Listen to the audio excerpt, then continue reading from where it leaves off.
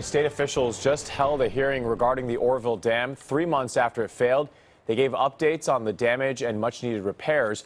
KPIX5's Ann Makovic in the newsroom with the concerns about the future of the spillway. Yeah, right now there's concern about not only the Oroville Dam, but the state's 1,400 other dams, many of which are decades old and have gone under the radar for years. Today's hearing focused on what happened at the Oroville Dam in February when the earth under a spillway broke apart and the water had to be moved to an emergency spillway, which was also weakened by erosion.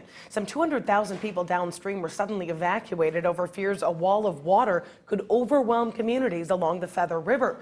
Well, this morning, the head of the State Department of Water Resources said that the water levels that day were only 1/3 of what's considered a major flood event. So there are concerns about what could happen there in the future. We have moved into a different climate in California, and yet all the facilities that exist in most of California's infrastructure were designed under the former assumptions of the previous climate, and yet are moving into the new. The hearing comes a day after the state released reports from independent experts warning there are cracks in the main spillway and that the remaining concrete in it should be replaced and not just resurfaced.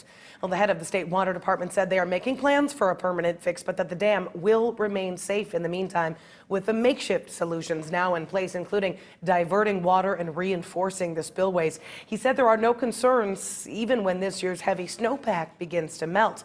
But this is a work in progress. The committee holding today's hearing says it is the first of many, but the state does warn that it will not release any information that it says could compromise security.